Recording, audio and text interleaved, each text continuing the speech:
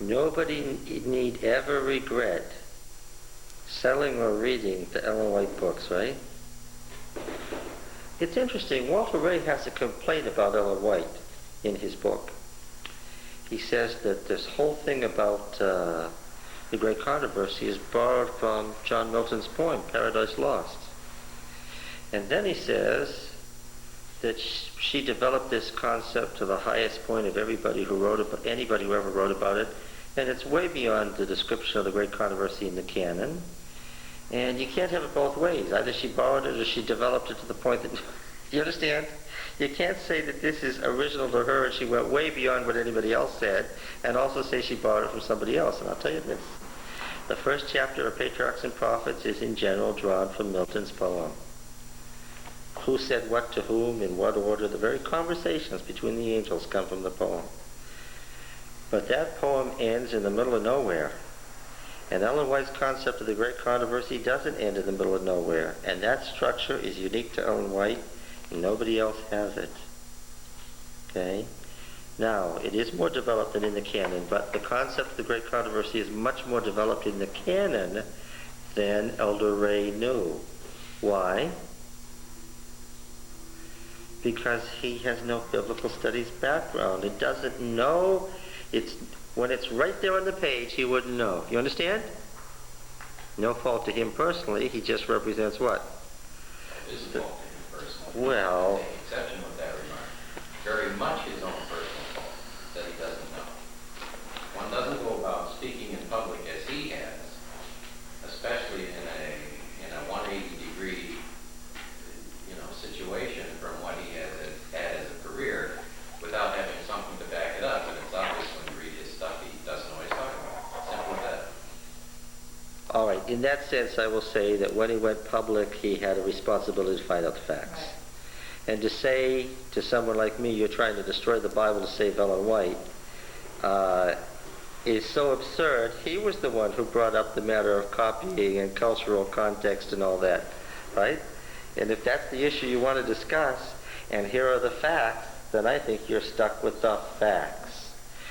But nobody in this class, and nobody who follows these tapes, is going to be left high and dry with the problem of material was copied. Why?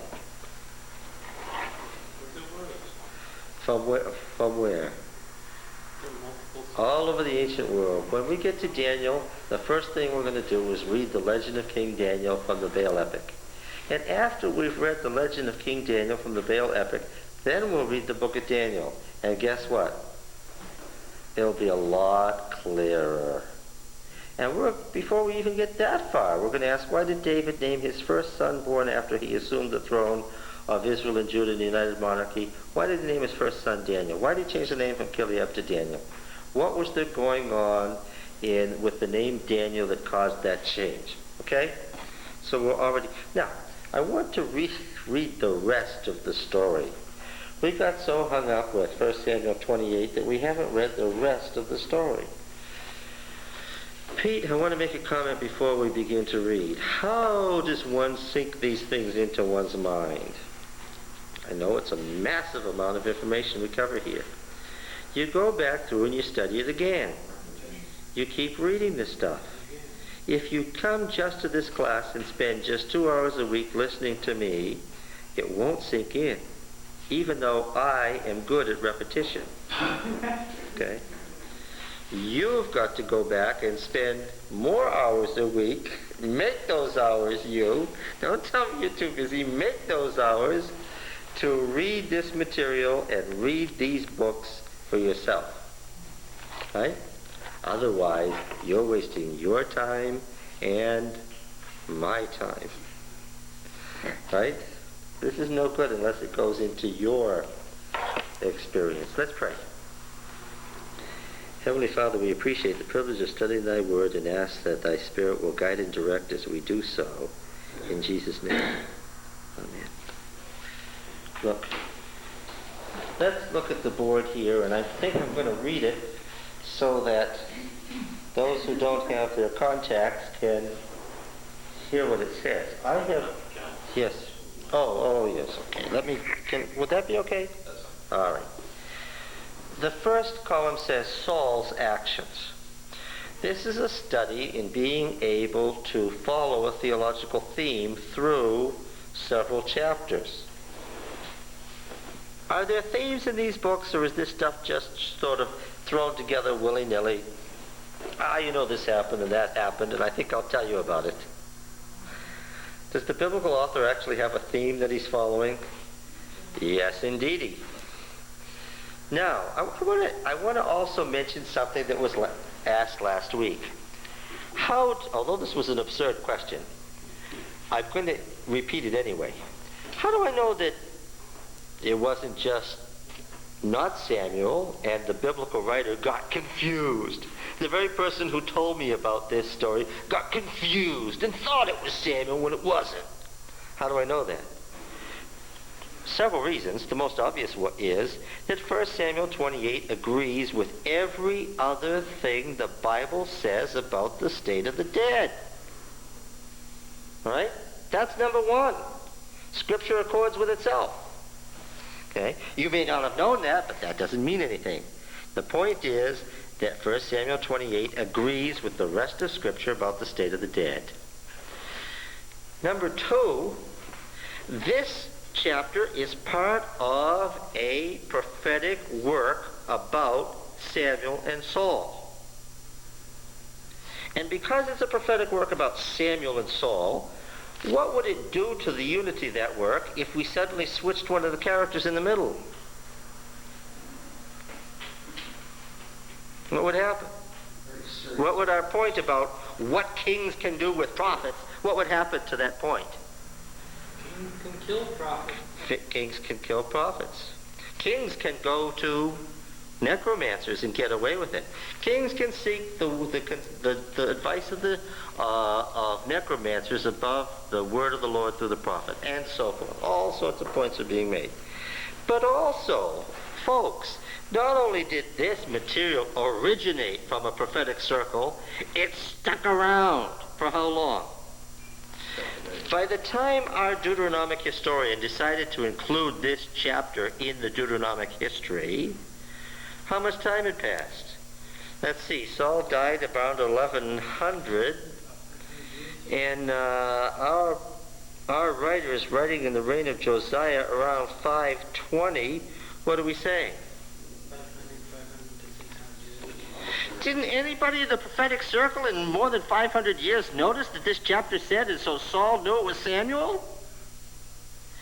And what about the Deuteronomic historian himself, who was arguably the greatest theologian of Scripture? Now, I suppose you could say that Paul was in a race for that title. I suppose you could argue that Paul and the Deuteronomic historian are the two great writers of Scripture, and that they tie for this title. But nevertheless, the Deuteronomic historian was not in the least shy about adding to his sources and altering his sources to get the theological point across that he wanted to make, was he? If he didn't like the way something was said, if he thought it was insufficient or incomplete or not clear enough, what would he do? We've seen it again. He would insert explanations. The fact that he has included this chapter to stand and read just as it stands means what? The Deuteronomic historian thought this was stone cold, sober history and dead accurate, if you don't mind. I'm sorry. Look, here's the flow of the thing. Before we read it, I'm so excited to get there. What was the Deuteronomy is our guidebook to the rest of the Deuteronomic history. Is that right, Cliff? Deuteronomy is the theological map for the rest of it. Okay? Now, Deuteronomy has something to say about prophets. In the law of the Constitution of Israel, Deuteronomy, is it still in chapters 16, 17, and 18, Sharon? Yes. Hasn't moved? Think anybody else has memorized that since last time? What is the rule about a true prophet? It has something to do with this whole flow of chapters. It says in the law of the prophet in chapter 18, verse 15, Yahweh your God will raise up for you a prophet like me from among you, from your brethren. Him you shall heed, just as you... Who was this originally, Pete? This one was puzzling to you at first. This was originally referring to only one individual. What? Exegetically, don't screw it up. Who's the prophet like Moses originally? Samuel. Just as you desired of Yahweh your God at Horeb on the day of the assembly, when you said, let me not hear again the voice of Yahweh my God or see this great fire any more, lest I die. And Yahweh said to me, they have rightly said all that they have spoken. I will raise up for them a prophet like you from among their brethren, and I will put my words in his mouth, and he will speak to them all that I command him. The prophet like Moses has God's word in his mouth. God doesn't need to speak in thunder on Sinai. God doesn't need to repeat the law. Why? The prophet's right there with the word of Yahweh in his mouth. And whoever will not give heed to my words which he will speak in my name, is just what we see with the question about Samuel and Saul, I myself will require it of him. Certainly the implication is, what will I require? Yes. But the prophet who presumes to speak a word in my name which I have not commanded him to speak, or who speaks in the name of other gods, that same prophet shall die. And if you say in your heart, how may we know the word which Yahweh has not spoken? Verse 22. When a prophet speaks in the name of Yahweh, if the word does not come to pass or come true, that is a word which Yahweh has not spoken. The prophet has spoken it presumptuously. You need not be afraid of him. Now I want you to see how that is worked out by the Deuteronomic historian in these chapters. And I'm going to tell you right now that the way this works out requires that the person who speaks in Deuteronomy 28b requires that the person who speaks in Deuteronomy 28b, Samuel. Okay, let's see if that's true. Now, first we know that there are certain actions of Saul, and Saul, again, represents every Hebrew king. We're going to study further on again and again and again about kings who thought they could kill prophets. Right? This is a big issue coming up in the Deuteronomic history. It's going to be a big issue in the life of Jeremiah. Trust me, this chapter is about later events. Is that clear? They always write about things in the past that have application to what? To their current time. Is that clear? Saul does something. First, Saul assumes the priestly office in chapter 13, 1 Samuel 13 and following. These are the chapters from 1 Samuel 13 on that we're studying about not here. Because he assumes the priestly office, which he may not do, only the prophet controls the other offices. He may not do that. Samuel confronts him and issues an indictment against him. He says, you, by doing this, have not observed the commandments of Yahweh. No legalism here. This is a word for the whole lifestyle which represents relationship to God. You have not observed the commandments of Yahweh. That's the indictment. Next, the prophet says, Yahweh issues a judgment, a decree, an executive order as a result of this charge I've laid against you. And here is the decree. Your monarchy, that is your hereditary monarchy, that is you having sons who will reign on the throne after you, your hereditary monarchy will not continue. All right? Now then, The rest of these chapters in 1 Samuel 13 and 14 go on to show how that was to work out. Ironically, who was it who was to prevent his heirs from taking the throne? Saul himself. Why? What did he do?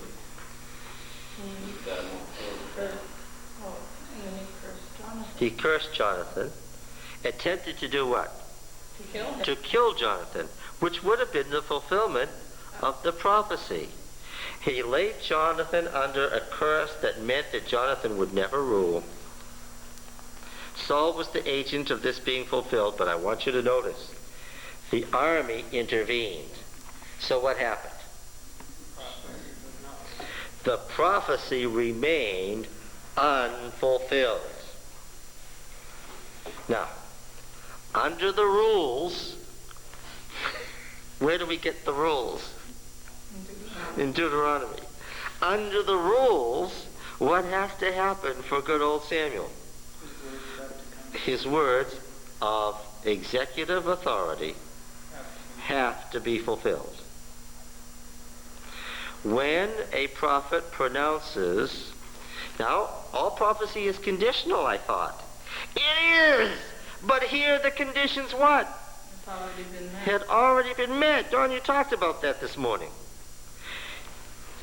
Don made the point in Sabbath school that Jeremiah's prophecy about the prediction of Judah's destruction was unconditional by that point. It was over. Do you read with me Jeremiah 17?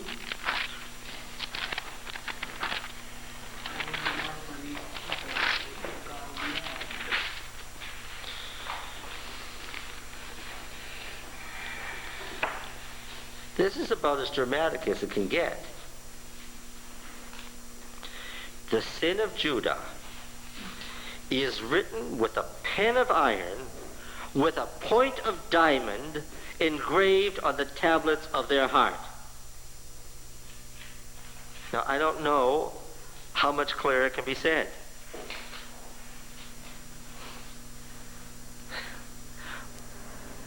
What was iron at the time? Yes. And diamond points, diamond tips were what? And remain the hardest substance known. And engraved where? On their hearts. And on their altars. Yes, on their altars. Now look, you dab the blood on the horns of the altar to get atonement. What is this saying? We use a New Testament phrase all the time for this, and I don't mind using the New Testament phrase because it summarizes it so dramatically. What kind of sin are we describing? The unpardonable sin. The destruction of Judah was certain. Yes, it was a conditional prophecy. But what? Conditions had been met. Now, if the prophet is true, what? It will come to pass. That's the rule in Deuteronomy. Have you got it? Now then, what happened next? So at the end of this series of events beginning in chapter 13 and going on for the next two chapters, what question do we have? And the historian has set it up this way very deliberately. Why didn't Jonathan die? Yes. And what has happened to the certainty of Samuel's words? Next, beginning in chapter 15 and following, we have a worse situation. Everyone with me? Saul is given detailed directions, the word of the Lord from Samuel. And instead he spares Amalek, and there's a whole variety of reasons. But we get the point. The bottom line is he spared Amalek. He refused to destroy God's enemies. Samuel's indictment, you have not obeyed the voice of Yahweh. The voice of Yahweh in Deuteronomy 18 comes from where? From the prophet. What is Yahweh's judgment, executive judgment, therefore? Yahweh has rejected you yourself, using that strong grip, has rejected you yourself from being king. Now it's not a question of hereditary monarchy, it's what? It's a question of the continued existence of Saul himself. Yahweh has chosen a man after his own heart. He has chosen your fellow, and he'll make him king. So, the following chapters say that's exactly what happened. The fellow, the equivalent, the equal partner, is chosen, anointed, comes to become king, and what? Saul senses it, tries to kill him, and the king designate flees into the wilderness to be persecuted by Saul. And so at the end of this series of chapters, what is the theological result? The prophecy remains still unfulfilled. Now we have both because Jonathan's still alive. Do you understand? And then what happens next is very interesting. Samuel has the theological nerve to do what? To die.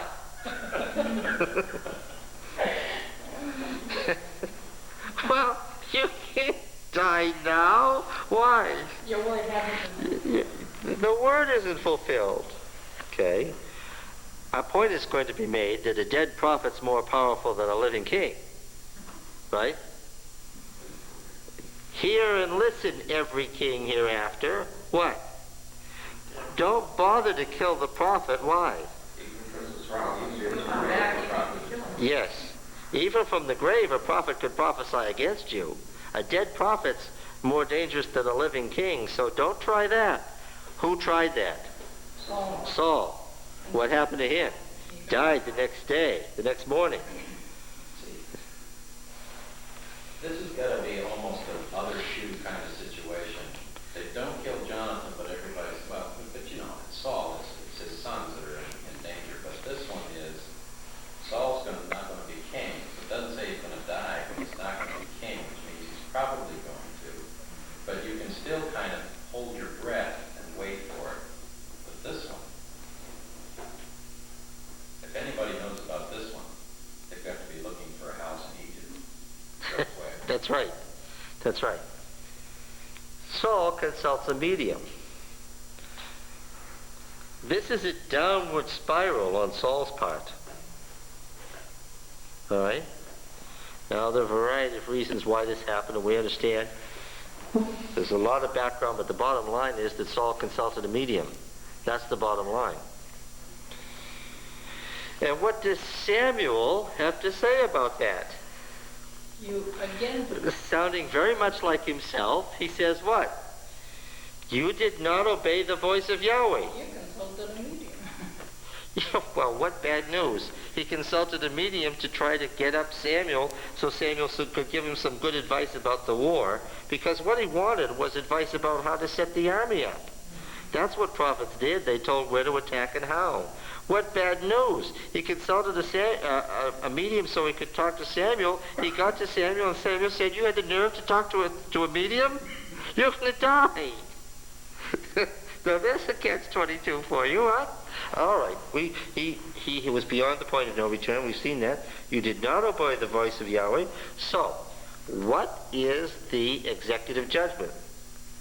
Yahweh will give you and your sons into the hands of the Philistines at morning light. And what happens? Look, now I can test the spirits, and if this isn't Samuel, I'm going to find out real fast. Why? Now I've got a third prophecy, even more immediate, direct, and bold than the previous ones, that are involved with the previous prophecies. You and your sons. What?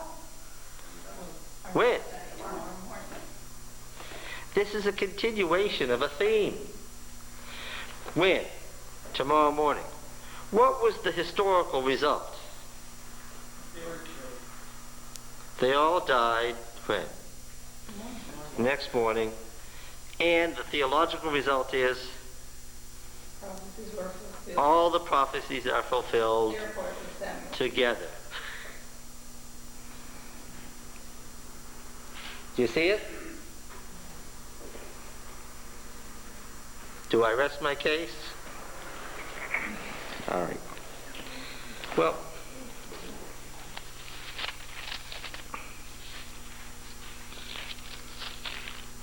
Wouldn't it go on from that? No, grandson. Remember this, that here we are dealing on this board with a particular literary unit. The stories about Samuel and Saul from the hand of a prophet. That literary unit tells us that all the sons that that author knows about, what? Died the next day. This other son is a figment of the history of David's rise. He's no part of this story. He doesn't exist. As far as the prophecy is concerned, what? All the sons died. Yes. Let's see if that's so. 1 Samuel 31. I'm skipping over these chapters that come from the history of David's rise from a different hand, because I want you to connect these chapters together so that you can see how 1 Samuel 28 fits into this flow.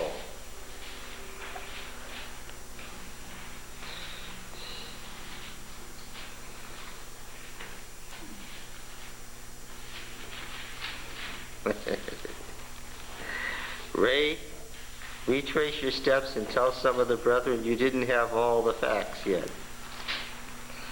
Now the Philistines fought against Israel, and the men of Israel fled from before the Philistines and fell slain on Mount Gilboa. And the Philistines overtook Saul and his sons, and the Philistines slew Jonathan and Abinadab and Malchishua, the sons of Saul. As far as this author is concerned, what? Those are the only ones that count anyway. And they're what? And that's it. And they did. Yes. Now, did you notice that it was because of Saul that Jonathan and his heirs almost died originally? And now, because of his bad judgment, what? They do die. What did Saul try to do to the king designated in his place? He tried to kill him too. By this time, I could almost imagine that Saul might die how? Who might kill Saul? So far, the agent of judgment on Saul has been, ironically, the agent of Yahweh's judgment has been what? No. The agent of judgment, carrying out the judgment on... you're missing it. Did you hear what everybody around you is saying? The agent of judgment who actually executes judgment on Saul has been, thus far, Saul. Let's see. But that is the way it is in the Great Court. Well, let's see. The battle pressed hard on Saul, and the archers found him, and he was badly wounded in the belly. Then Saul said to his armor-bearer, "Draw your sword and thrust me through, lest these uncircumcised come and make sport of me." But his armor-bearer would not, for he feared greatly. Therefore Saul took his own sword and fell upon it. The ironic end of the story is what? Saul killed himself.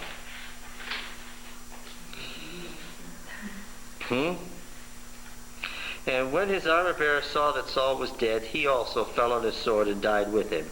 And so, ever since, the phrase, "we might as well fall on our swords," has been a phrase for, it's time to give up, right? Common phrase in English ever since, it's time to fall on our swords. Thus Saul died, and his 3 sons and his armor-bearer, on the same day together. When the men of Israel, who were on the other side of the valley, saw that the men of Israel had fled and that Saul and his sons were dead, they forsook their cities and fled, and the Philistines came and dwelt in them. On the morrow, when the Philistines came to strip the slain, they found Saul and his 3 sons fallen on Mount Gilboa. And they stripped off his armor. Remember, the cut off his head isn't in the original, and sent messengers throughout the land of the Philistines to carry the good news to their idols and their people. And they put the armor in the temple of Ashtaroth, but they nailed his corpse to the wall of Bethshan. Bethshan, the great Philistine city in the northern Jordan Valley, right there south of the Sea of Galilee, where the Valley of Jezreel opens into the Jordan Valley. Okay? Not on the coast, not near the Philistine Pentapolis, right there in the Jordan Valley. But the inhabitants of Jabesh Gilead, on the other side of the Jordan Valley, Jabesh Gilead, whom he'd saved from the Ammonite king, heard what the Philistines had done to Saul. Of course, he'd married one of his daughters to their leaders. And all the valiant men arose and marched all night, took the body of Saul and the bodies of his sons from the wall of Bethshan, and they came to Jabesh. And you notice that, remember, we saw in the synoptic account in Chronicles that there is no and burnt them there. Why? Because they would not have burnt the body. They took their bones. The editor obviously was faced with the problem of bones. And so to supply bones, he burns the bodies. I think all it means is when these bodies were later dug up, they were what? These bodies were later dug up. This is not the end of the story. They were what? They were bones. They buried their bones there under the tamarisk in Jabesh and fasted 7 days, the mourning for the dead.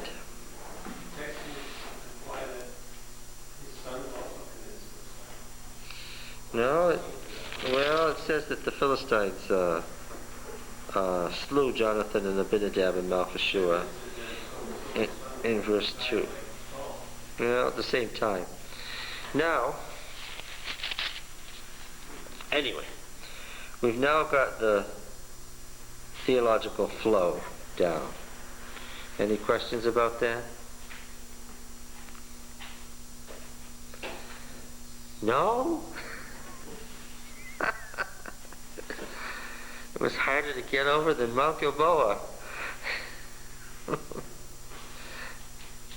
No one? Yes, I have one simple one. I am not able to decipher that word over. Is that once? Fulfill that. One. Fulfill that once. Is that what? Mm-hmm.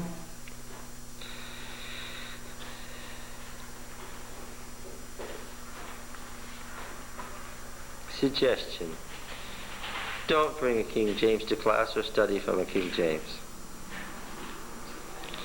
No more Shakespearean English bad translations of necromancers into familiar spirits. No more. No more King Jameses. Or New World translations or Living Bibles. Now, I'll tell you, I don't like the NIV at all. It's a sense translation that departs from the words. It's not nearly as conservative as I would like it to be for a study Bible. It says a lot of things to give you kind of the same feeling in English, words that aren't found in the original. What would I like? A Revised Standard Version, a New Revised Standard Version. I don't even like the New Revised Standard Version because it's a move toward a sense translation. Like to stick with the words that are found. Yes. John, now, you were saying last week that like the martyrs and their bones that are burned like John Thompson. Well, you brought that up. I think it's of no consequence whatever. But you brought it up. Oh, you said their souls are on the altar in heaven. Well, I said they were represented. Wait a minute. I said they were represented as being there. Represented as being there. Don't say I said they were there. How many things are representations in Revelation? All. Yes.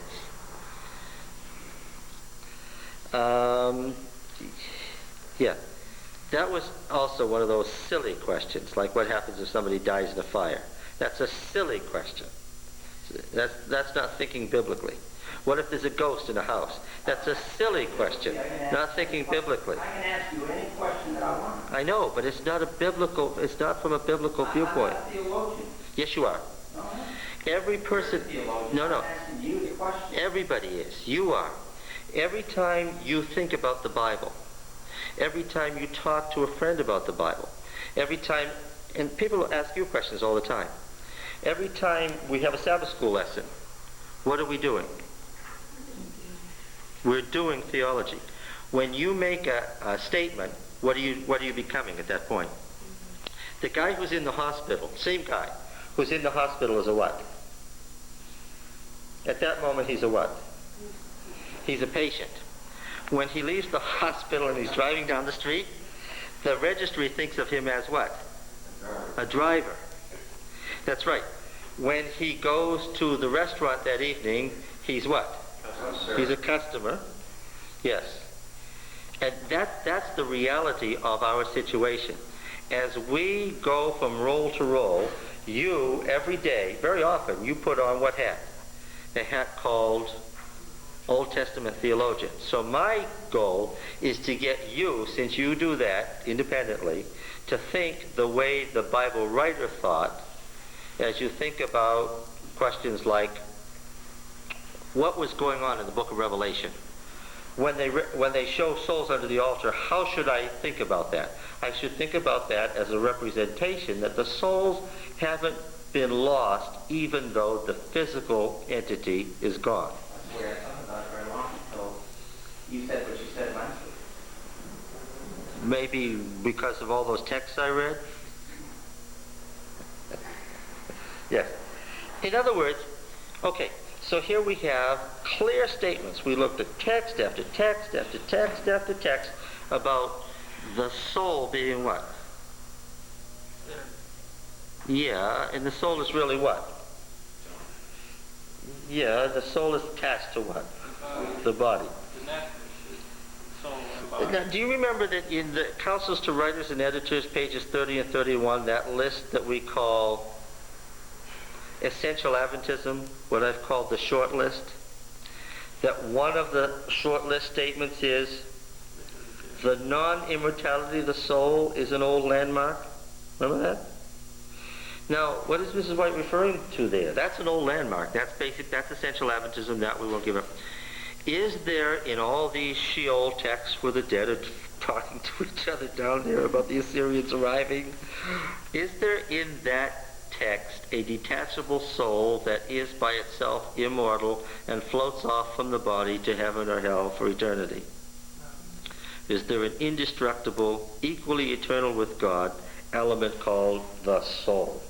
No, that you don't get. You get a living soul and a dead soul, but the entity that is the person doesn't go away. The authors of the Bible, however, because they saw that the soul was connected to the body, make it clear that unless you're a horrible criminal that should be burned to death, you don't mess with the body if you can. Why? You give it an honorable burial. Why? Because that's the house or the essential element of the soul. But the book of Revelation represents that those souls aren't lost even though the bodies have been utterly destroyed. And the answer to the other question is there any hope of deriving from this souls that go through the tunnel to the bright light at death? Well, think about it. Now, think biblically about it. The soul is not going toward a bright light in the Bible. What's it going toward? Every biblical, what did we read? 100 texts? What happened? Where's the soul going? To darkness. That was one of the things that was most characteristic of death. Now, is the soul, because it's going to God, getting more information because it's rising along the evolutionary scale to God after death? No. It's what? In this cycle, it's in the low point of the cycle, it's what? Farthest away from God, and therefore, how much contact, Ed, can the living have with the dead?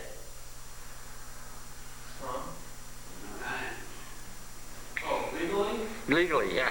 None, yeah. Legally, they can have none. How many souls, according to the text that we read, how many souls go to Sheol at death? All. which means that if Susanna York died by murder in 1676 is still around, who's around? Not Susanna herself or her soul. That went where? That went to Sheol in 1676. Anybody who's still around is a what? Is a demon.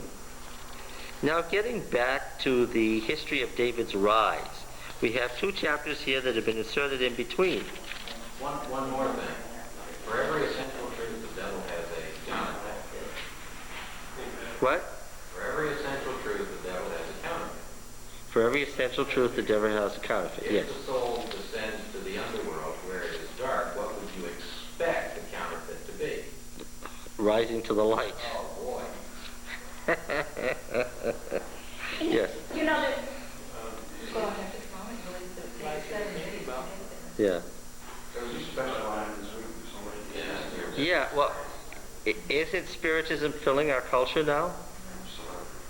I did a pretty good job of debunking the whole idea. Yeah, but what happens in the popular culture is what counts. And what do those polls show us? Most people believe what? That there's life after death, and There's aliens coming down and operating on us. that, All the rest of that nonsense. Well, why not? well, but maybe there are aliens coming down and doing something, but those aliens are what? If they are, they're what? They're beings from that other place. So they use a new phrase or a new terminology for me. Life after death, life after life. Well, then you don't get death at all, right? That makes me sound like reminds me of what statement of the serpent? You won't really die. One of the plagues, remember, is what? Revelation 16. One of the plagues is what? That I saw 3, verse 16, 13. I saw issuing from the mouth of the dragon, the beast, and the false prophet, the 3 parts of Babylon. 3 foul spirits like frogs. This makes us think of the frogs in the Egyptian plagues, which is intended to do. They are the demonic spirits performing signs who go abroad to the kings of the whole world to assemble them for battle on the great day of God the Almighty. And they assembled them. The they assembled them in verse 16 is these demonic spirits. Right? They assembled them where? At the place which is called in Hebrew Har Mogeh, Mount of the Assembly. Right? Is this, you understand? Where's this battle at? It's at the cosmic mountain. City Megiddo has nothing to do with it. And what's the issues at the cosmic mountain? Well, it's back to the great controversy. What did the 1/3 of the stars try to do? They tried to take the throne of El by force by having a war rushing what? The cosmic mountain. It actually says in the Canaanite myth that they assembled and rushed Har Moed, the mount of the assembly. Okay, so this is really a quite late quote of a very, very ancient Canaanite statement.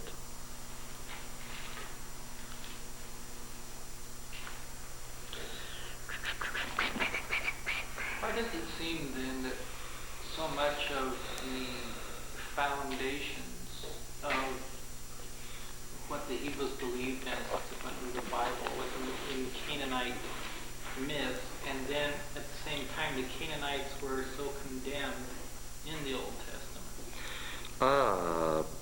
You're asking a sort of a basic structural question. Allow me to answer by quoting Ellen White.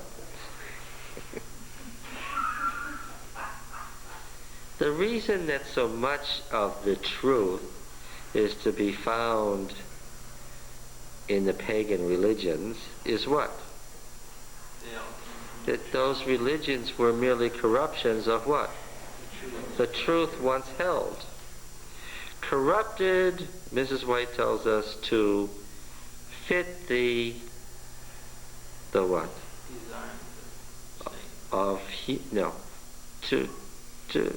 To fit the corrupt human nature. So those parts of the story that didn't affect me directly were left the same. What was changed? The nature of God was changed into the nature of man. The gods were corrupt. If the gods that I worship are corrupt and approve corruption, then what? I can be corrupt too. But our idea is that all of these ancient religions proceeded or were descended from, or evolutions downward from, an originally understood truth. And that those parts of the truth that didn't fit human nature were simply corrupted. But modern examples of that are pagan Roman people, Roman. Yeah. So that you have a lot of original Christianity and a lot of paganism in what we call Roman Christianity. Right? Yeah.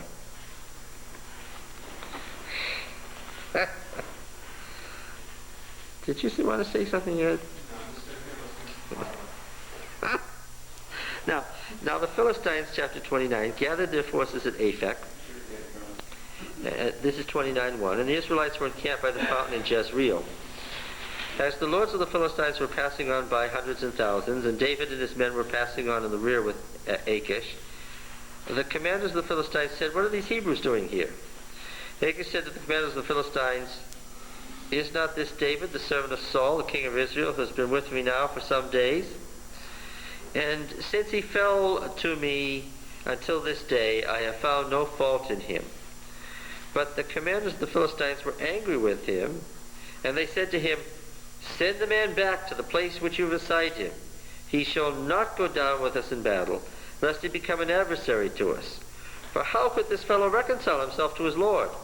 Would it not be with the heads of the men here? Is not this the very David of whom they sing to one another in dances? Saul has slain his thousands, and David his 10,000s? There's that infamous couplet again. And then Achish called David and said to him, "As Yahweh lives, you have been honest, and to me it seems right that you should march out and in with me in the campaign, for I have found nothing wrong in you from the day of your coming to me to this day. Nevertheless, the lords do not approve of you, so go back now and go peaceably, that you may not displease the lords of the Philistines." And David said to Achish, "But what have I done? What have you found in your servant from the day I entered your service until now, that I may not go and fight against the enemies of my lord the king?" Now, I don't agree with the commentaries that say that this was an ironic statement on the part of David and that he intended to fight in behalf of Saul had he gone into the battle.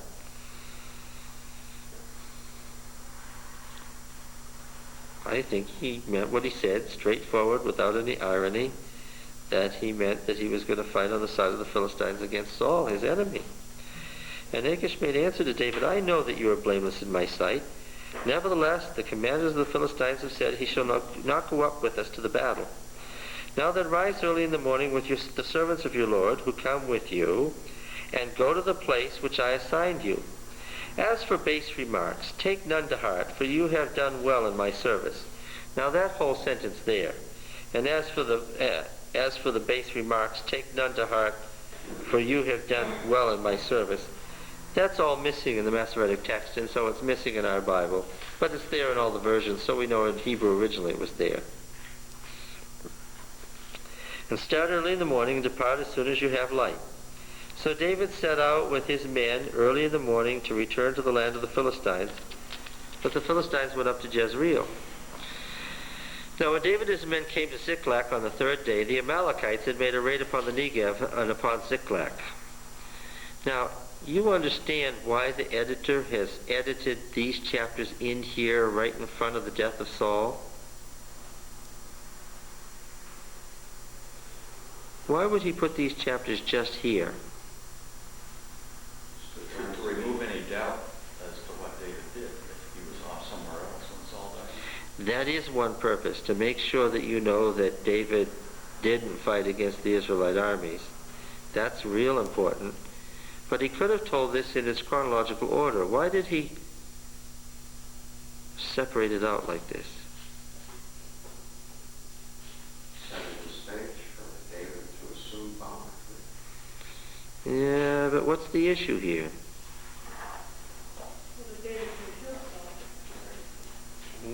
the same as saying that that David was away.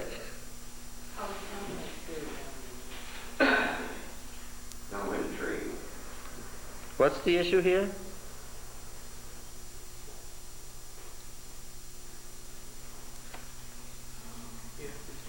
David wins this thing. Does it show any kind of parallel A parallel to what? to what's going to happen to Saul? Well, what's Saul's condemned to death for?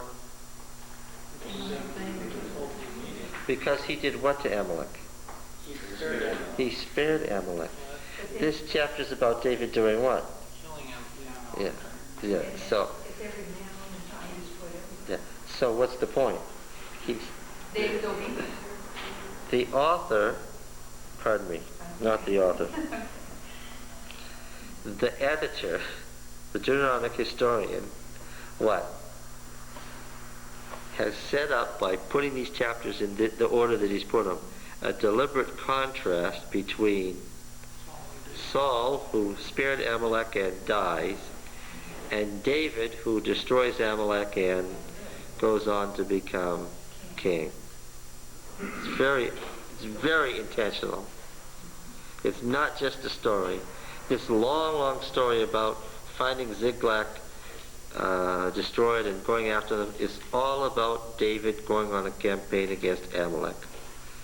And we have to take chapter 30 then and see that it's sitting where it is because it's a deliberate contrast to chapter 15.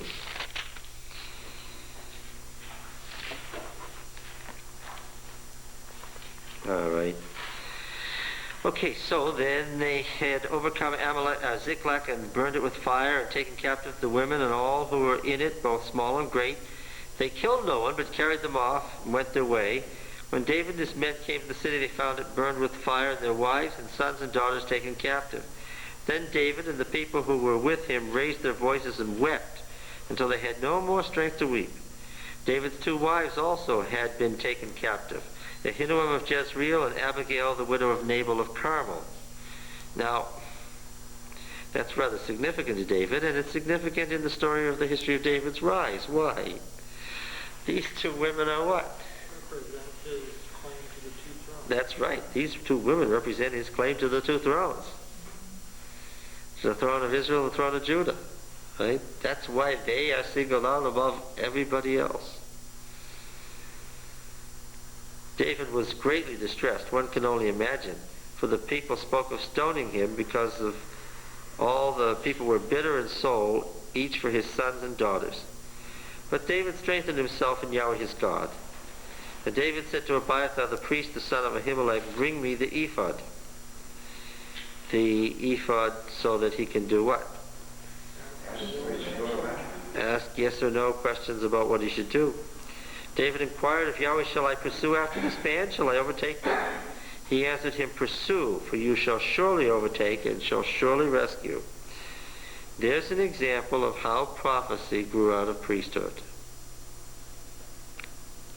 Initially, the prediction the priest made was just the yes or no based on Urim and Thummim. But clearly, Ed, the priest came to couch that in a sentence. Right? Originally, it was just a yes or no, but the priest made a sentence out of it. And that sentence was a prediction. We would call it a what? A prophecy. You see how prophecy grew out of priesthood? This also shows the direct relationship between the king and the prophetic word. That's right. Which Saul didn't do. Yeah. Well, the very fact that it's Abiathar is to remind us again that Saul's the one who's killed all the priesthood and only David has a priest as a result. So David set out, and the 600 men who were with him, and they came to the brook Bezor. But David went on with the pursuit. He and 400 men, 200 stayed behind, who were too exhausted to cross the brook. They found an Egyptian in the open country and brought him to David. They gave him a bread, and he ate, piece of bread that is, and gave him water to drink, and they gave him a piece of cake of figs. When he had eaten, his spirit revived, for he had not eaten bread or drunk water for 3 days and 3 nights. Well, what are you if you haven't eaten or drunk in 3 days or 3 nights? Exhausted. Oh, Pete. No, dead. Pete's made a career of saving himself. Well, the 3 days and 3 nights is Pete, think about your first answer. Don't say it. Think about how you would correct yourself. 3 days You and 3 want to nights. answer, look at your face and change it. Yeah. But if he didn't drink, he wasn't dead. He wasn't, well, yeah. But remember, The spirit was very low. yes, and the standard way of saying you were as good as dead Okay. was what? That you hadn't done any of the functions of life for how long? 3 days and 3 nights. Why do I want to keep bringing that up? Because it sets the stage for something later on. In the Canaanite myths, once Baal made the decision to go to the underworld to fight this battle, take a wild guess. How long did it take to get to the underworld?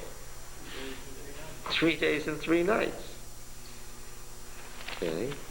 Now, Jonah.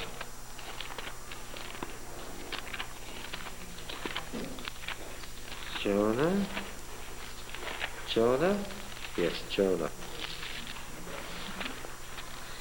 I heard that. Say it again. You're talking about Jonah being 3 days and 3 nights in the belly of the whale. Jonah being 3 days and 3 nights in the belly of the whale. Well, I didn't say that about him. Yes, you did. I heard every word. And the word that I was so happy until you got to one word and then I cringed. What did she say? Whale. Great fish. Great fish. Yeah, Leviathan, of course, the great monster. Why can't I find Jonah? Hosea, Joel, Amos? Right there. Obadiah, Jonah. Hasn't moved. It hasn't moved, that's right. That's why I was wondering, has it moved? Joel, Amos, Obadiah, Jonah. No? Jonah 1:17. Oh, relief, it's still there.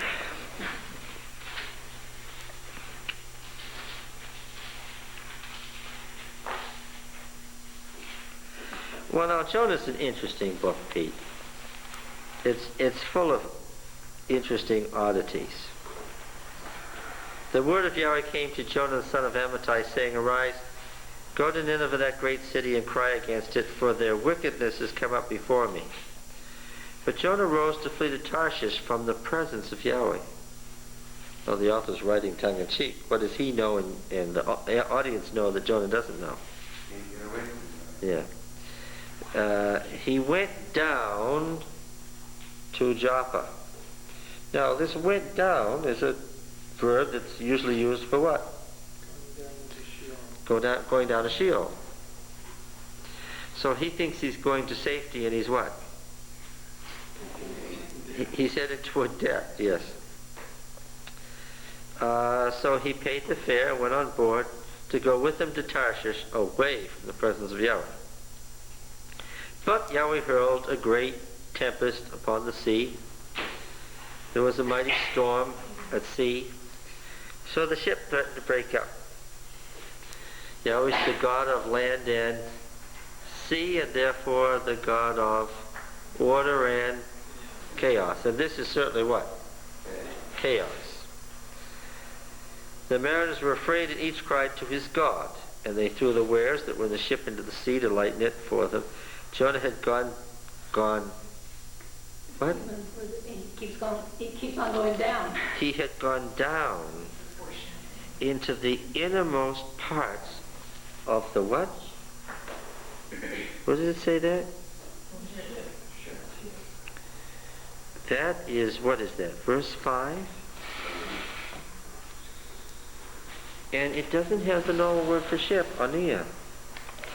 I don't know if I can find this or not, but we can look for it. Well, the 12 minor prophets would be in the prophetic section, which is the first half, right?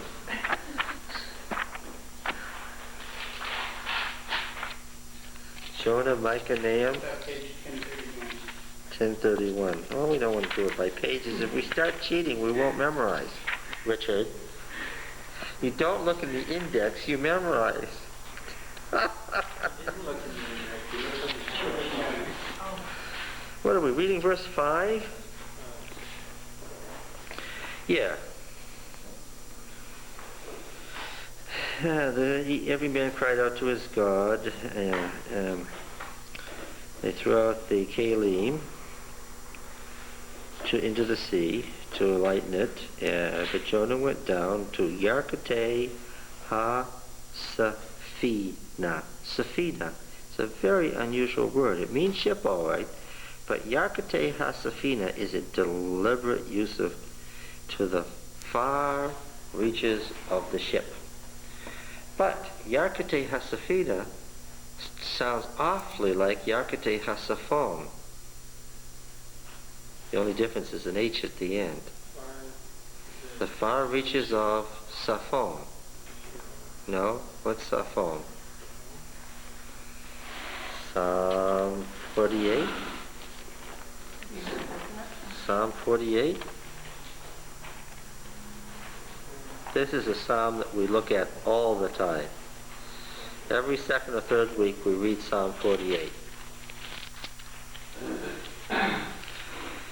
Great is the Lord, and greatly to be praised in the city of our God. On his holy mountain, beautiful in elevation, the joy of all the earth, Mount Zion, in the Yarkate Safon, in the far reaches of the north. So Yarkate HaSafon in Psalm 48, which is drawn from Canaanite language, the far reaches of the north, and Yarkate HaSafina in Jonah are deliberately being contrasted. Huh? He's going to the far reaches of the north, that is the cosmic mountain. He is. The author is setting up a paradox for you. How can he be going down toward the far reaches of the north? Something is confused. Something's really confused. You can't go down to the far reaches of the north unless you're Jonah and you're what? And you're really, really confused about reality. Okay, so he had lain down and was fast asleep. Any associations with the asleepness? What? From those scores of texts we read, Jonah is what? He's in that comatose state that is best described as death, yes. Now the captain came and said, "What do you mean, sleeper? Rise, call on your God." Passage we'll see in Isaiah, that's what happens at the resurrection. Perhaps the God will give a thought to us that we don't perish. They're alive and afraid that what? The pagans are alive and afraid what? That they will die. But Jonah's what? He's already dead. The only problem is that he, what? Doesn't know it. And neither do they. Did you bring this up? You didn't you mention Jonah? Oh, okay. All right. Yes. So they said, so they cast lots to know what the cause was, and they said, tell us, whose account is these will come up? What's your occupation? Where do you come from? What's your country? What people are you? And he said, now what was the reason that Jonah was fleeing in the first place? Let me try to remember now. Why? What? He didn't want to go up to Nineveh and preach to it. He didn't want to go up to Nineveh. We find out later that the reason he didn't want to go up to Nineveh was he was afraid that the pagans would what? Kill him. Oh, you haven't read Jonah at all. He was afraid that they would repent. Now, do you catch this now? The sailors, who are presented as pagans, Richard, are asking him certain questions, and what does he do? He preaches to them. And what do they do?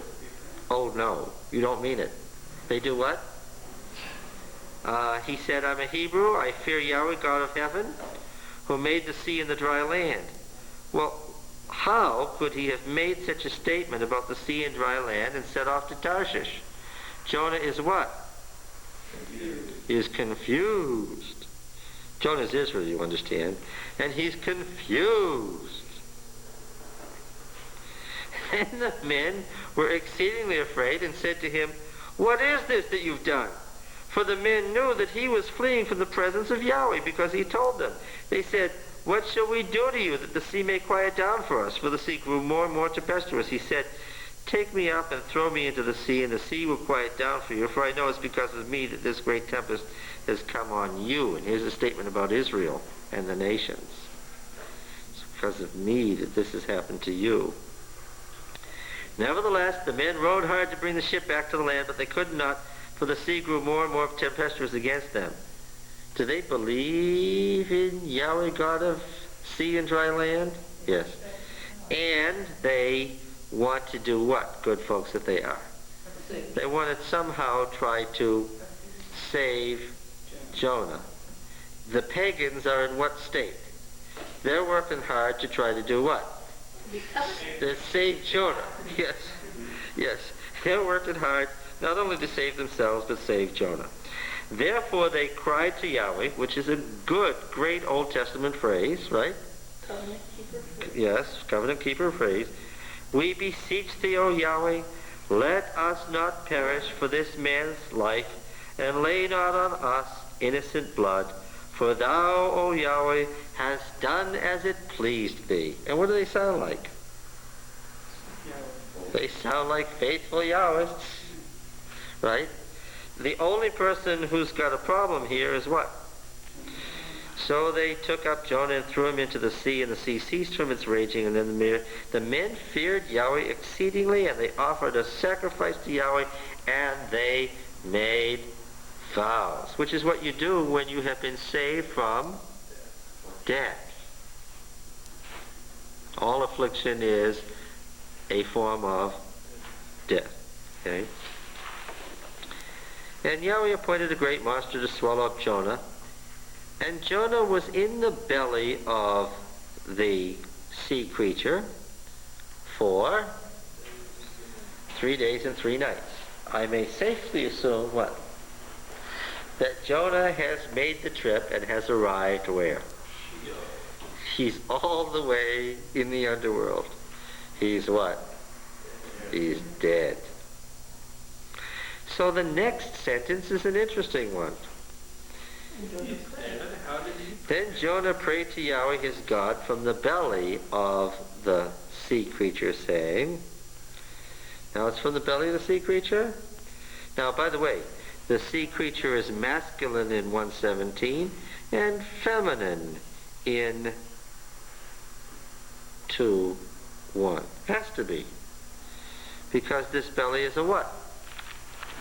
Is a womb.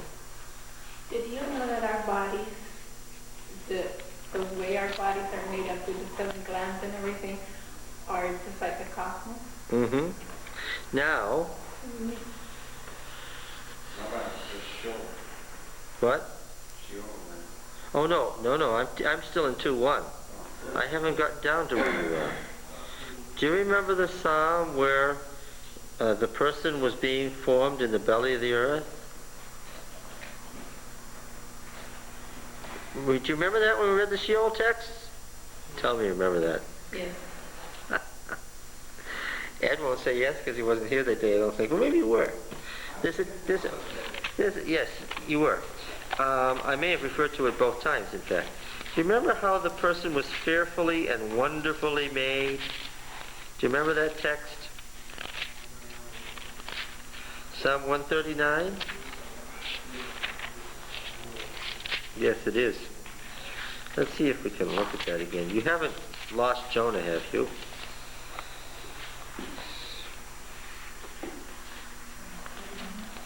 This is the passage 139, verse 7. We talked about this in relation to Jonah, Whither shall I go from thy spirit, or whither shall I flee from thy presence? If I ascend to heaven, thou art there. If I make my bed in Sheol, thou art there. If I take the wings of the morning and dwell in the uttermost part of the sea, even there thy hand shall lead me, and thy right hand shall hold me. If I say, let only darkness cover me, and the light about me be night, even the darkness is not dark to thee. The night is as bright as the day, for darkness is as light with thee. For thou didst form my inward parts. Thou didst knit me together in my mother's womb. I praise thee, for thou art fearful and wonderful. Wonderful are thy works. Thou knowest me right well. My frame was not hidden from thee when I was being made in secret, intricately wrought in the depths of the underworld. Remember that the earth, haaretz, is generally a technical term for the underworld, except where it means he plowed the field or something. Very often a different word for earth is used there. Where is the unformed substance being formed here?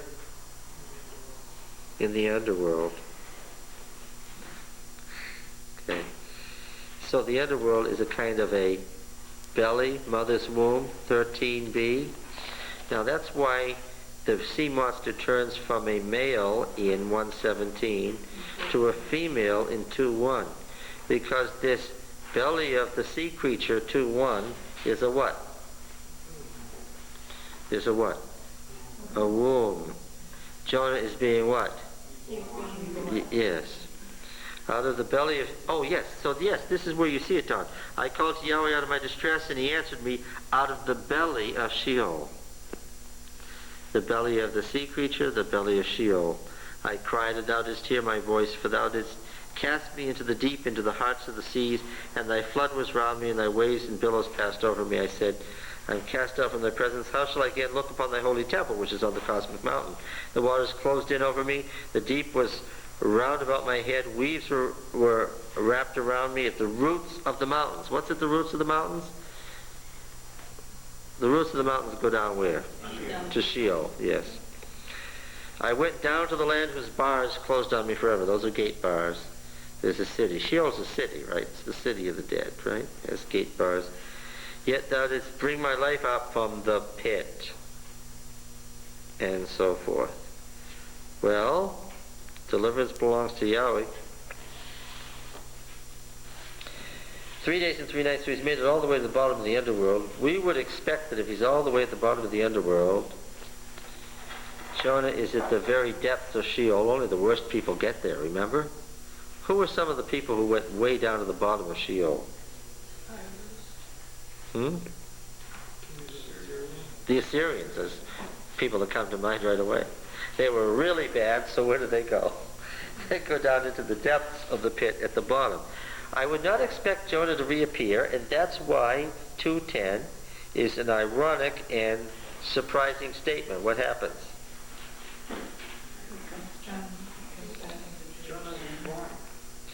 Well, Jonah didn't want to do certain things, and he's almost satisfied to get down to the depths of the pit, because what? He can rest. One thing he doesn't have to do is go to Nineveh. And so this is an ironic statement. Yahweh spoke, commanded the sea creature, and it, what? The sea creature is supposed to stay down in the depths. And what does it do? It comes up to vomit Jonah onto what? Dry land. Where does this leave Jonah? In other words, the Israelites didn't give the message, and the people came to them, God sent them to... Do you think that anybody during the exile said Israel's dead? Israel as Israel is dead. It's over, it's gone, it's done with, forget it. Many of them did. That's why they didn't return. Did anybody in the exile say, it's over? Israel is gone. It's dead. It's finished. We don't have to think about it anymore. We don't have to preach about Yahweh or anything else. That part of what was existed is gone. It's over. Okay? What's the book of Jonah saying? No, it's not over. Oh, no, it isn't. Whether you want to or not, what? You're coming back. Yeah, this makes us think of the the resurrection of the dry bones in Ezekiel. The word of Yahweh came to Jonah a second time, saying, and of course they're using Jonah and Nineveh, things in the past, to illustrate what? Things about yes, and so we've already gotten a time sequence for the book of Jonah, haven't we? It's a what? It's a work of what? It's the exilic or late exilic period. Arise, go to Nineveh, and proclaim to it the message that I tell you. Now, Nineveh was an exceedingly great city, 3 days' journey in breadth. And now, Nineveh didn't take 3 days to cross, and all the archaeology shows it, and all the critics have said, Nineveh's not big enough to take 3 days to cross, you could cross it in an hour. Now what are we telling you? That's all nonsense. Doesn't have anything to do with that. He went down 3 days, now he goes up 3 days. Yes. There's a 3 days journey to come back from the underworld and to begin to preach. Jonah began to go into the city, going a day's journey, and he cried, he's not back yet. He's coming back. Yet 40 days and Nineveh will be overthrown. Now, here's an irony. And the Adventist commentary goes to great lengths to prove that there could have been a time in history when the whole Assyrian Empire repented. And this is the sort of thing that gives you a headache. Why? Is the book of Jonah telling us an historical event about this is a sermon. And the people of Nineveh believed God. They proclaimed a fast and put on sackcloth from the greatest of them to the least of them. Then tidings reached the king of Nineveh. And there's a big argument. Nobody called the emperor of Assyria the king of Nineveh. Yeah, that's true during the Assyrian Empire. But what? This work what? Wasn't written. Only if you're a fundamentalist could you try to believe that Jonah was written by a man named Jonah in the 9th century. It has nothing to do with that. You following? Then the tidings reached the king of Nineveh, and he rose from his throne, removed his robe, and covered himself with sackcloth and sat in ashes. It's the pagan world. And he made proclamation and published throughout Nineveh, by the decree of the kings and his nobles, let neither man nor beast, herd nor flock taste anything. Let them not feed or drink water, but let man and beast be covered with sackcloth, and let them cry mightily to God. Yea, let every one turn from his evil ways and his violence which is in his hands. Who knows? God may yet repent and turn from his fierce anger, so that we perish not. He sounds like what? As far as prophecy is concerned, he sounds like what? He's a conditionalist. Oh, no, he's a conditionalist. I thought of everything else. He's theologically correct. Can you imagine, in the heat of the ancient world, taking every human being from old to baby and every animal and not even giving it water? What would you produce? What? Dead people. Yeah. Can you imagine what the result would be? He's picturing a repentance so complete and total that you die from it. Yeah. When God saw what they did, how they turned from the evil way, God repented of the evil which he had said he would do to them and didn't do it. Good Deuteronomic theology, but it displeased Jonah exceedingly, and he became very angry. I pray thee, Yahweh, is not this what I said when I was yet in my country? That is why I made haste to flee to Tarshish, for I knew that, quoting the covenant formulary, this sounds like Exodus 34, I knew that you were a God merciful, slow to anger, and abounding in steadfast love, and repenting of evil. Right? Well, he says, send me back to where you brought me up This is from. just what made me so mad that I was happy when I was dead. This is just what irked me so much about you that I'd rather be dead than be your servant. And that's what?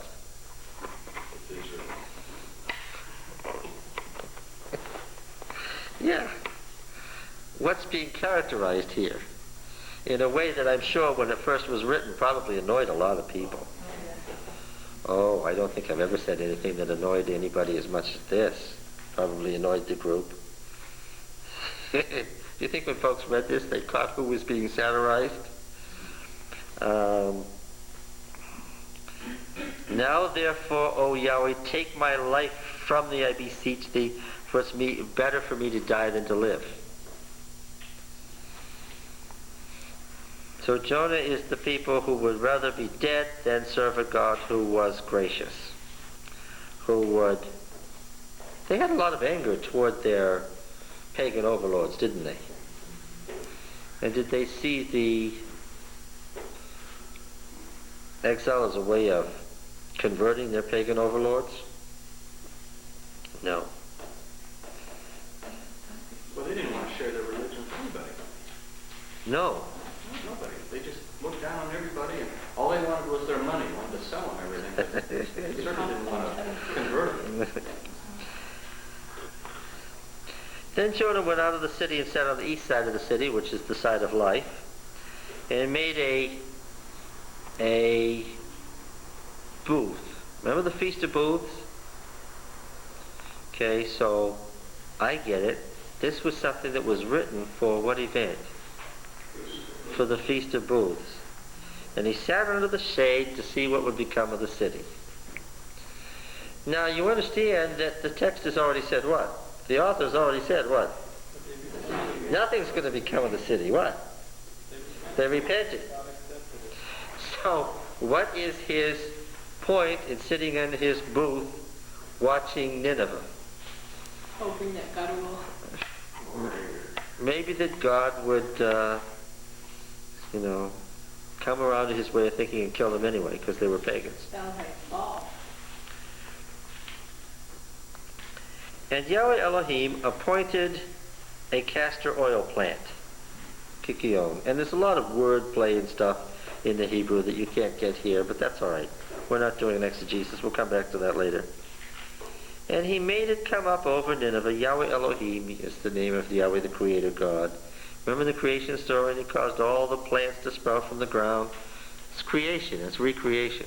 Now, just like at the moment of creation when all the plants sprouted in Eden, now this castor oil plant's growing up and making a booth over Jonah. Now Jonah, of course, is happy or unhappy because of the castor oil plant. He's happy because the growth of the castor oil plant indicates God's favor to him, which would indicate in Jonah's mind God's disfavor toward. See, he's got an inverse relationship. Is it clear? If God favors Jonah, he disfavors the pagan world. Yeah. This is the picture that they have of their role. So it might be a shade over his head to save him from his discomfort. So Jonah was exceedingly glad because of the castor oil plant. One good thing about Jonah is he's no Laodicean. What? Yes, he's either hot or cold. Yes, he really gets worked up about things.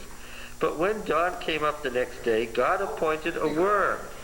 Now, again, this word for appoint, just like he appointed the great sea monster, it's what God does when he creates things to do a special work, as he appointed Israel. Now he's appointed a worm. And what is God like in the book of Jonah? Yes, God has a great sense of the ironic and the humorous. And if he can't do it any other way, he will joke and cajole his people into what? He uses every means. Yes. So now God appointed a worm. It's the word for that special appointment of God when he sent you on a mission to attack. This is no minor word. To make war on the castor oil plant so that it withered. Now, notice that Jonah's world has now devolved to what level? What's really big and important now to Jonah? The castor oil plant and the worm have now become the biggest things in his world. Right? Okay, so you understand that large and small is a big issue in the book of Jonah. And what's the deal? Jonah makes large things small and small things large. Jonah's dead when he should be alive, and alive when he should have been dead. So that it witted. When the sun rose, God appointed. God is on a real mission here, isn't he? Right? Well, he's in control, but what's his mission? What's God doing here? What's his big deal? What does he want to do? Trying to make a point. He wants to make a point to Jonah. And the sun beat on the head of Jonah so that he was faint, and he asked that he might die and said, "It is better for me to die than to live." Yes, we've heard this before. But God said to Jonah, "Do you do well to be angry on account of the castor oil plant?" And he said, "I do well to be angry enough to die." And what do we get? What picture do we get of Jonah? He's pouting. He's really pouting. I think he even stamped his foot. And Yahweh said, "You pity this castor oil plant for which you didn't labor and didn't make it grow, which came into being in a single night and perished in a single night. And shouldn't I pity Nineveh, that great city?" It's the city of the world, the city of mankind, in which there are more than 120,000 persons who don't know their right hand from the left, and also much cattle. What's he saying?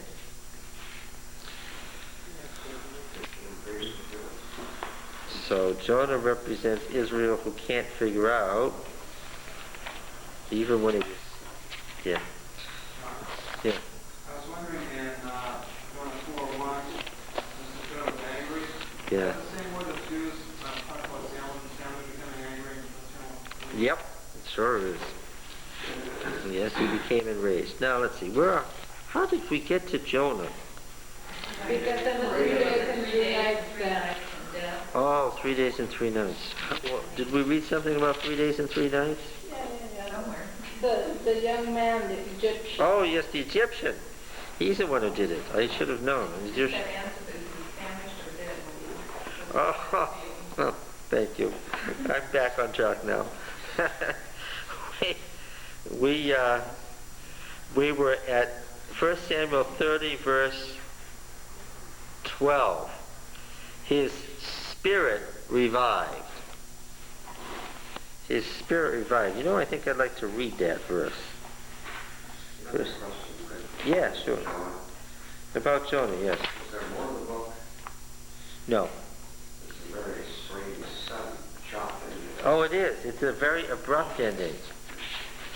It stops for what reason?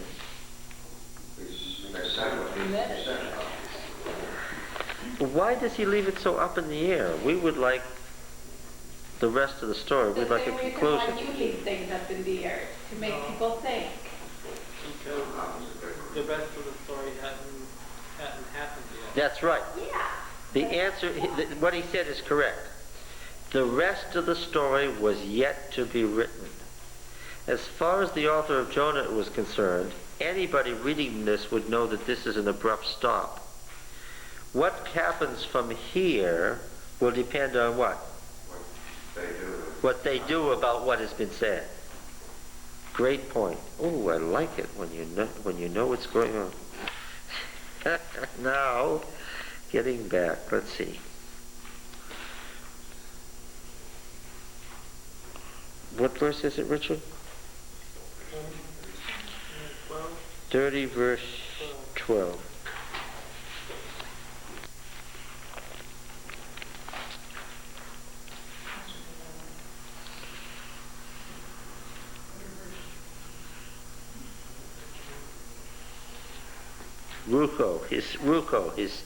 His breath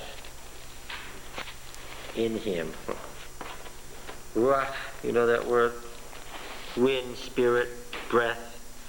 Okay, his breath revived. If you're looking at the last part of 13, I'm reading 12. Oh yes, for you not drunk water for 3 days and 3 nights. David said to him, "To whom do you belong and where do you come from?" He said, "I'm a young man of Egypt, slave to an Amalekite. My master left me behind because I fell sick 3 days ago." Yes. We had made a raid on the Negev of the Kerethites, upon that which belongs to Judah, and the Negev of Caleb. We burned Ziklag with fire, and David said, will you take me down to this band? He said, swear to me by God that you will not kill me or deliver me into the hands of my master, and I will do that. And when he had taken him down, they were spread abroad over all the land, eating and drinking and dancing because of all the great spoil they had from the hand of the Philistines in the land of Judah. David smote them from twilight till evening the next day, and not a man of them fled except for 400 young men who mounted camels and fled. He recovered all that the Amalekites had taken, and David rescued his 2 wives. Nothing was missing, small or great, sons or daughters, spoil or anything that had been taken. David brought them all back. He also captured all the flocks and herds. And the people drove those cattle before him, and he said, this is David's spoil. He came to the 200 who had been exhausted at the brook Besor, and he saluted them. All the wicked and base fellows among the men who had gone with David said, because they didn't go with us, we will not give them as spoil. David said, you'll not do so, my brothers. With what Yahweh has given us, he has preserved us and given into our hand the band that came against us. Who would listen to you in this matter? For as his share is he who goes down into the battle, so shall his share be he who stays by the baggage. They shall share alike. From that day forward, he made a statute and ordinance in Israel to this day. When David came to Ziklag, he sent part of the spoil to his friends, the elders of Judah. That speaks volumes, right? Contrast Saul, who spared all the Amalekite stuff for himself. David takes the spoil that the army has given him as his personal spoil, all these flocks, and says, what? Here's a present for you from the spoil of the enemies of Yahweh. It was for those in Beth-zur, in Ramoth of the Negev, in Jatir, in Arara, in Sifmoth, in Eshtemoa, in Carmel, in the cities of the Jerachmeelites, in the cities of the Kenizzites, in Hormah, Borshan, and Ether, in Hebron, and all the places where David and his men roamed. So he took the spoil and divided up among the elders of Judah who ruled over the various districts from Hebron south. What area was it that David needed on his side? The south. Why? Yes. His family already automatically, by hereditary, ruled the north half of Judah. Yes, so what is David doing there?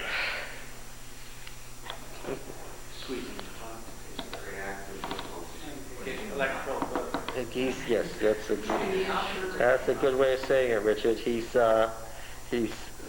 buying up his electoral votes. Do you understand? David knows that he has left behind the Philistines to fight with Saul. One of 2 things is going to happen. What's going to happen? Saul's going to be victorious. Saul will win, in which case the Philistines are out of the picture. And so he's going to have a place.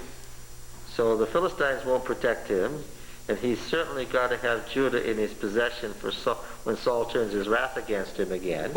Or the Philistines will win, Saul will be gone, He's going for the throne. in which case he must be thinking about the throne of Judah and the throne of Israel immediately. The crisis is upon him.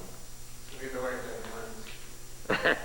Yes, either way, no matter what happened in this battle, there was only one person who would be the beneficiary. Yeah.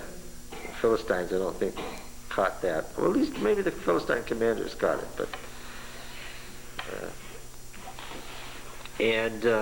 then we have this chapter about the death Is there anything of Saul. the fact that the means of salvation came through an Egyptian?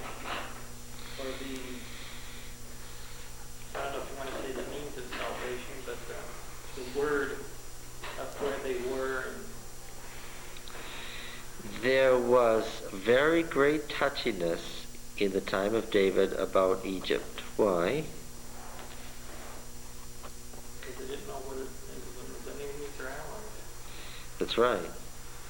And the 2 empires at the time were about equal in strength. If either one broke apart, as they had tendencies to do, the other would be victorious. And the Egyptians and the Hebrews looked at each other and said, And yes, there was a studied attempt not to make an enemy of Egypt in the time of David, and we will soon discover that David copied his empire structure. How do you rule an empire? Well, it isn't something that any Hebrew had ever had to do. So, what do you do under those circumstances? You look around at empires and say what? Well, now, who's been doing it for quite a while and does it pretty well? Well, our neighbors, the Egyptians. We will discover as we look at these various offices and their functions, and indeed at the whole structure of the state, that David sent to Egypt and said what? Send me your book entitled How to Run an Empire and some of your best folks. I'll pay whatever you want for it. And the Egyptians, although they didn't like it, deciding that it was better to deal with a Canaanite empire than to fight with it right then, were cooperative.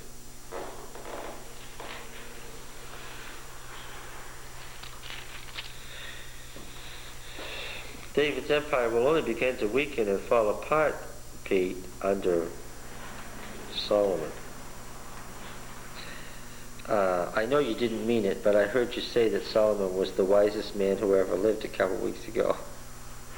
We're going to find that that's a later legendary accretion that gathered around the fact that Solomon brought the wisdom school to Israel and brought wisdom literature and so forth.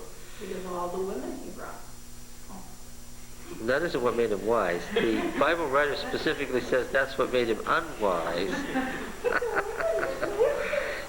Are you hard-hearted and defying the scripture here, or what?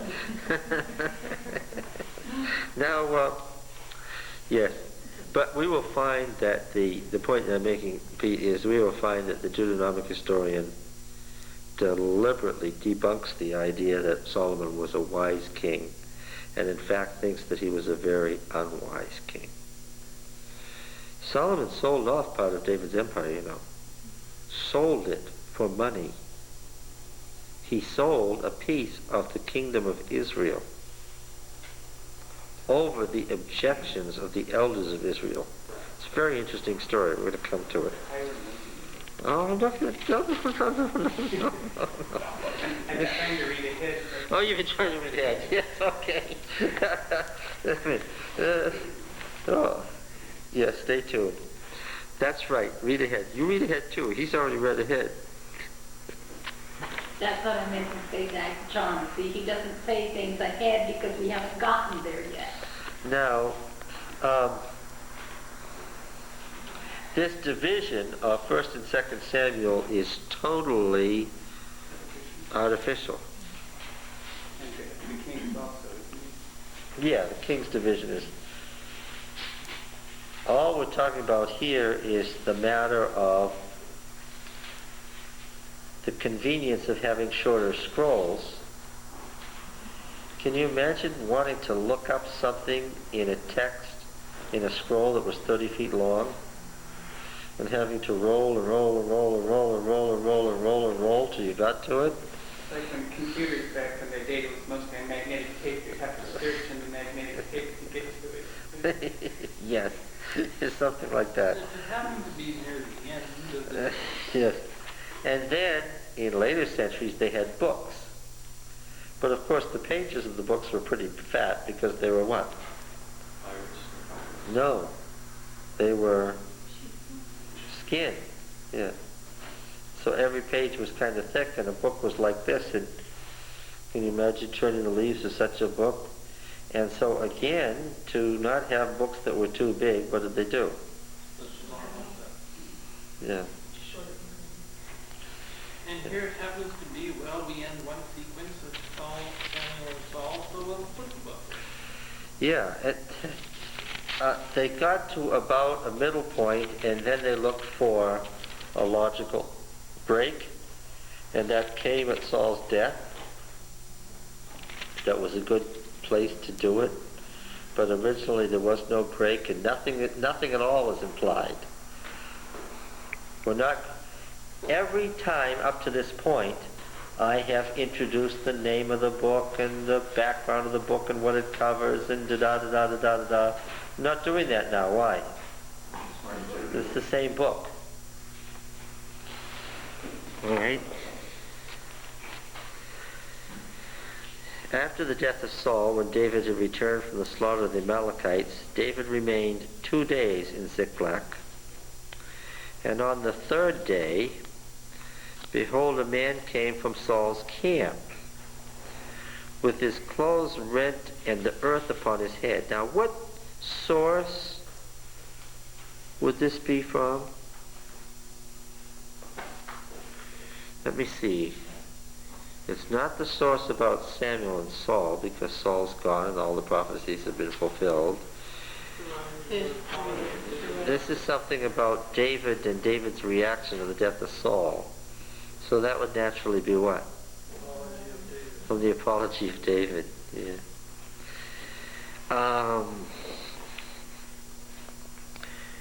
When he came to David, he fell to the ground and did obeisance. And David said to him, "Where have you come from?" He said, "I have escaped from the camp of Israel." David said, "How did it go? Tell me." Obviously, David has a big stake in this answer. He said, "The people have fled from the battle, and many of the people have fallen and are dead.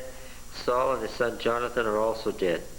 Then David said to the young man who told him, "How do you know that Saul and his son Jonathan are dead?" The young man who told him said, "By chance I happened to be on Mount Gilboa, and there was Saul leaning on his spear. And look, the chariots and the horsemen were closing in on him.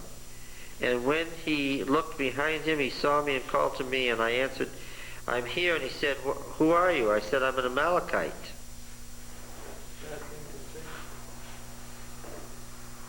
You do catch the associations, right?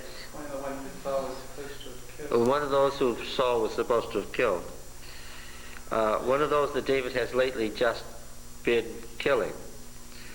He said, "Stand beside me and slay me, for anguish has seized me, and yet my life still lingers."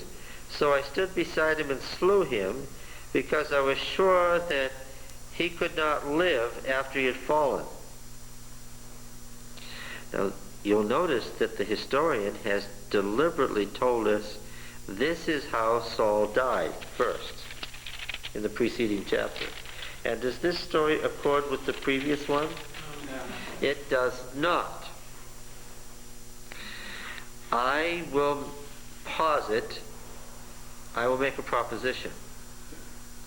I will propose that there was more than one story of how Saul met his death floating around.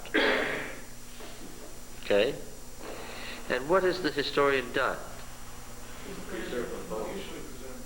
Yeah, in this case he's not only preserved them, but what? He's doing it to make it look like the guy's lying. Well, not to make it look like. What is he saying? There are these stories about how Saul died. One is true, the other is false. The true one is the one that follows the sequence of the conflict between the prophet and the king. Yes. See, the editor has both sources, and he has deliberately put them together in this way. Beware, O king, it wasn't somebody else that killed Saul. He ended up killing himself because he disobeyed. That's right. So I stood beside him and slew him, because I was sure that he could not live after he'd fallen. I took the crown which was on his head, the armlet on his arm, and I brought them here to my Lord. The tokens of kingship. The tokens of Saul's kingship are brought By an Amalekite. to David. Now I know you don't have to be a rocket scientist to figure this out. What was the charge against David? That he had illegally taken Saul. What? He killed Saul. Or that he had Saul killed. There's some rumor, as I recall, that it was a what that David employed? Who was it that David employed for this purpose? An Amalekite. That's right, it was an Amalekite. Are you all with me? Yes. David took hold of his clothes and rent them, and so did all the men who were with him, and they mourned and wept and fasted until evening for Saul and for Jonathan his son, and for the people of Yahweh and for the house of Israel, because they had fallen by the sword. Typical of David's, right? This is not a time, if David wants to be king of Israel, to do what? To rejoice, yes. And David said to the young man who told him, "Where do you come from?" He said, "I'm the son of an alien resident sojourner." An alien who lived inside of Israel. This wasn't an Amalekite who was part of a raiding party from the south, but what? An Amalekite who lived within the kingdom. David said, and this is part of the theme of David's rise to power, "How is it that you were not afraid to put forth your hand to destroy Yahweh's anointed?" What is this theme that we've seen in this? David's rise to power. No part of the execution of Saul. David would not touch Saul because he was the Lord's anointed. So, David called one of the young men and said, "Go fall on him," and he smote him so that he died. And David answered, that is, by way of decision. This is a technical word for when the judge reaches a decision. This is the execution of a decision once you've made an inquiry, that is, an investigation. It's not politically correct to use the term investigative judgment ever since the Ford thing. It's said to be an awkward term. Well, maybe so. As long as you understand that in any process of judgment, what has to come first? An investigation. You can't have anything called a judgment unless you do what? Make an investigation. And David answered by way of executing a decision here, "Your blood be upon your head, for your own mouth has testified against you," saying, I doubt that the guy understood when David asked him, "Why weren't you afraid to touch the Lord's anointed?" That he was what? He was under judgment. So like David was the Lord. Yeah, no, that isn't it. What did the man not realize? That he was what? Being But he was being judged. tried. Yes, if he had caught that he was being tried, maybe he would have said, "Well, you know, Why is he asking me this the second time? I already told him. I didn't really kill him. I just found his body afterwards," or something like that. But He repeated his story, so he judged himself. your blood be on your head, for your own mouth is justified against you, saying, "I've slain Yahweh's anointed." Well, you understand the charges that were flying around. And what was the big charge? That David had engineered the death of Saul and had it carried out. That Saul was, in fact, assassinated by an Amalekite in the middle of the battle at David's But command. that's kind of ridiculous because David was at the same time down south wiping out the Amalekites. Well, that's But what it was Well, but that's what David's rise to power tells us. That David was down south destroying Amalekites when this happened. But the rumor was clearly what? But that's not what he was doing. A, that David had fought against Saul as part of the Philistine army, and B, that Saul, during that battle, had fallen how? By David's having an employed assassin who killed him in the middle of the battle. And that's why he was the man who was in the territory, not an Amalekite. Yes, that's why it was an alien resident that, yes, somebody from within the kingdom that would do that. You understand that there were intense feelings against David in the north? In the north. Folks, when the Civil War was over, everybody in the South didn't rejoice that Lincoln was now going to be the president again. Everybody didn't say, Abraham Lincoln, that great man that all generations will call blessed, that great emancipator, is going to be our president again today. No, not even in the north. Not even now. Well, not even American history in Tennessee, Abraham Lincoln was a terrible man. Terrible. He was a witch, etc., etc. Yes. Remember that when we, and we must do this historically, we always do this, it's perfectly natural. It's hard for us to read the rise to David's power in its original context, because we know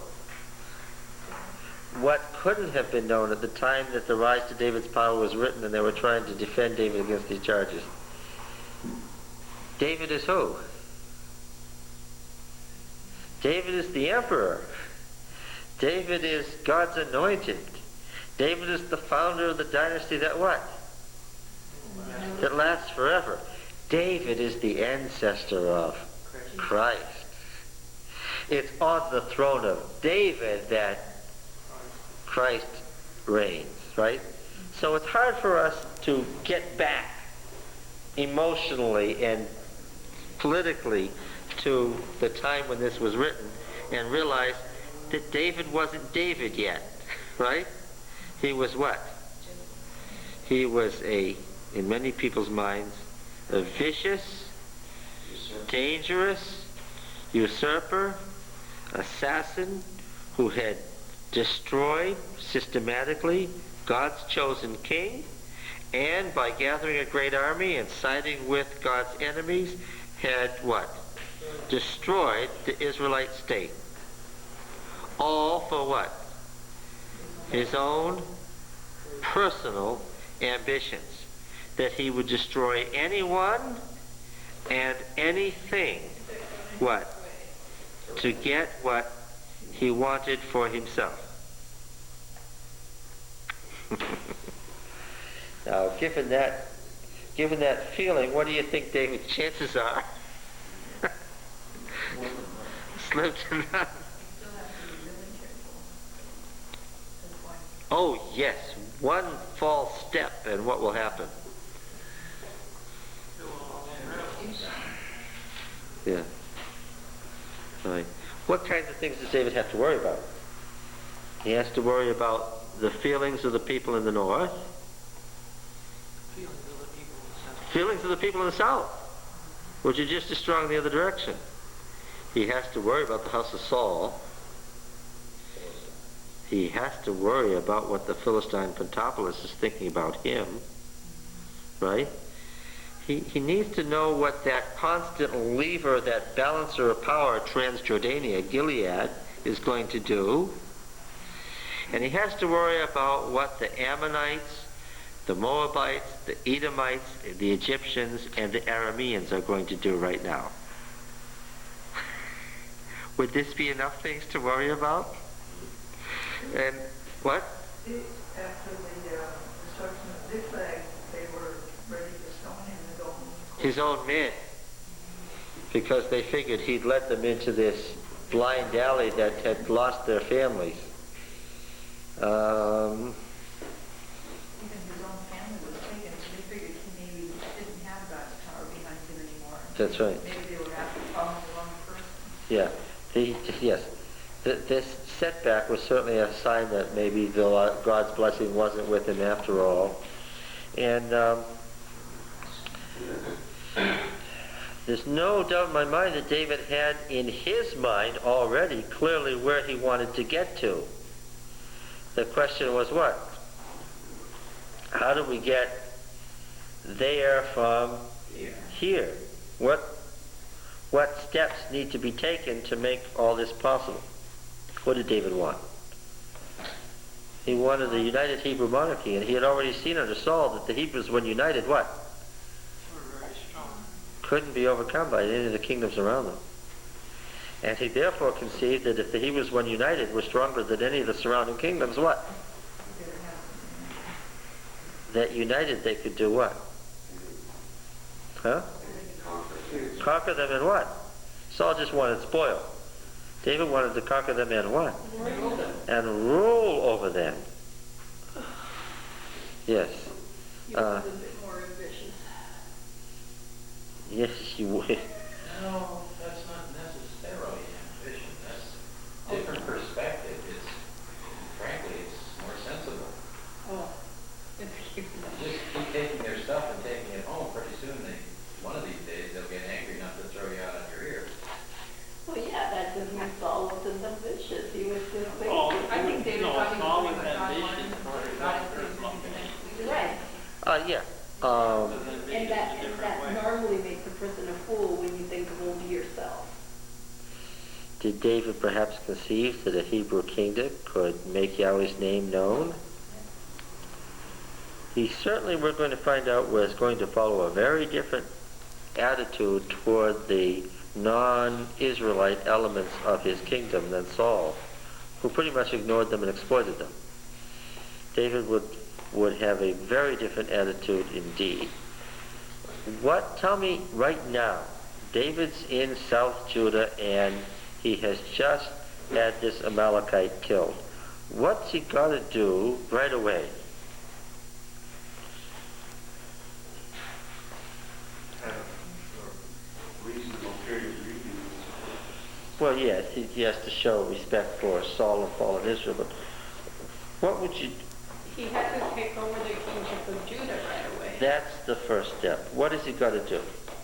Okay. If we go anywhere, we've got to consolidate what gains we have made. What's he got to do and do immediately? He better consolidate what? Judah.